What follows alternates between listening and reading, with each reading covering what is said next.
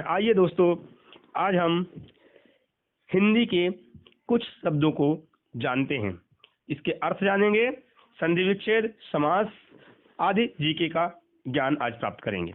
पहला क्वेश्चन आपके सामने है, शब्दार्थ शब्द में कौन सी संधि है? तो शब्दार्थ शब्द में हम यहाँ पर ये देखते हैं कि जो शब्दार्थ है, शब्द के बाद लिखा हुआ है शब्द और अर्थ, शब्द धन अर्थ बराबर क्या होता है? शब्दार्थ। तो यहाँ पर जो शब्दार्थ शब्द है, इसमें कौन सी संधि है? तो इसमें है भैया, यहाँ पर है दीर्घ संधि, या हम बोले दीर्घ स्वर संधि, क्योंकि शब्द धन अर्थ, इसका क्या लिख सकते हैं अपन? शब्द प्लस अर्थ, और शब्द plus earth is equal to क्या होता है? शब्दार्थ। तो शब्दार्थ में कौन सी संधि है? दीर्घ संधि। तो यहाँ पर छोटा द और बड़ा छोटा आ मिलकर बड़ा शब्द बना दिया गया, अर्थात छोटा आ प्लस छोटा आ इज इक्वल टू बड़ा आ। सेकंड क्वेश्चन, उत्कृष्ट का विलोम। उत्कृष्ट का विलोम क्या होता है? तो उत्कृष्ट का विलोम होता है निकृष्ट। उत्कृष्ट का विलोम क्या है? निकृष्ट। शब्द संदिग्ध, जो संदिग्ध शब्द है, ये जो संदिग्ध है, इस संदिग्ध शब्द का सही अर्थ क्या है? तो इस संदिग्ध शब्द का सही अर्थ है शंका। शब्द सर्वोच्च में कौन सी संधि है? यहाँ पर है सर्वोच्च, तो सर्वोच्च में कौन सी संधि है? सर्वोच्च में है गुण संधि। सर्वोच्च में कौन सी संधि है? गुण संधि।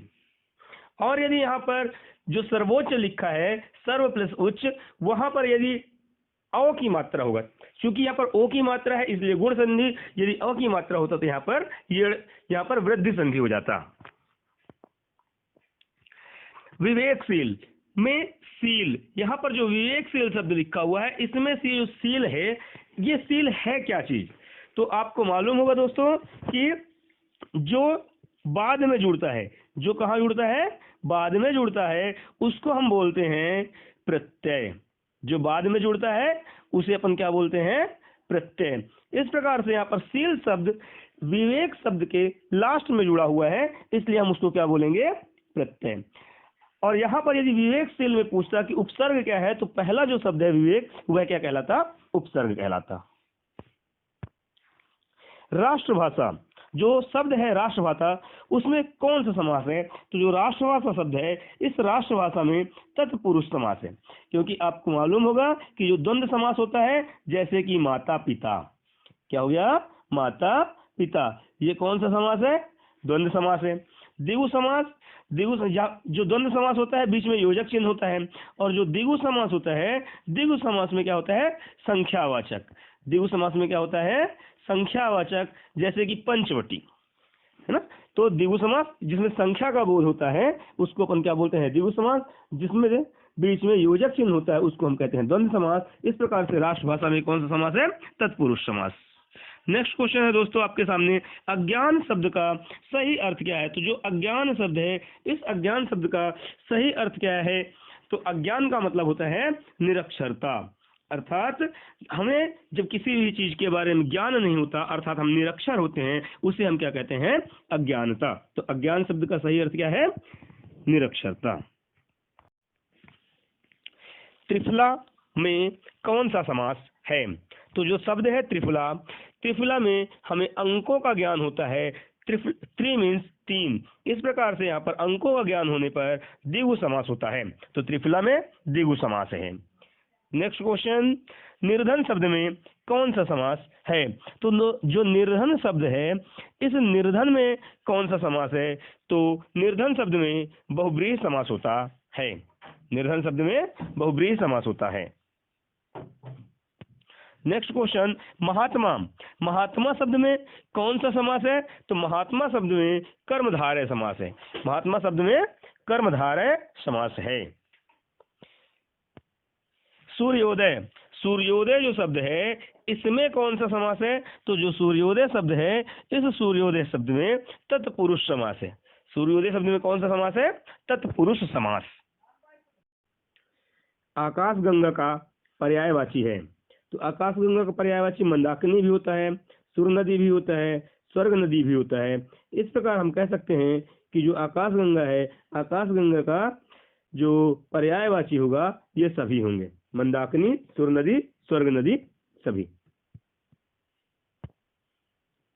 अकाल, अकाल जो शब्द है इसका पर्यायवाची, जो अकाल होता है उसका पर्यायवाची क्या कहलाएगा? तो उसका पर्यायवाची होता है अपरिहार्य। अकाल का पर्यायवाची क्या होता है? अपरिहार्य। कस्तूरी, कस्तूरी का पर्यायवाची तो आपने सुना होगा कि कस्तूरी कुंडल बसे मृग ढूंढे वन माही। इस प्रकार से जो कस्तूरी है उसका पर्यायवाची क्या है? मृग मद। इंद्र, इंद्र का पर्यायवाची क्या नहीं है?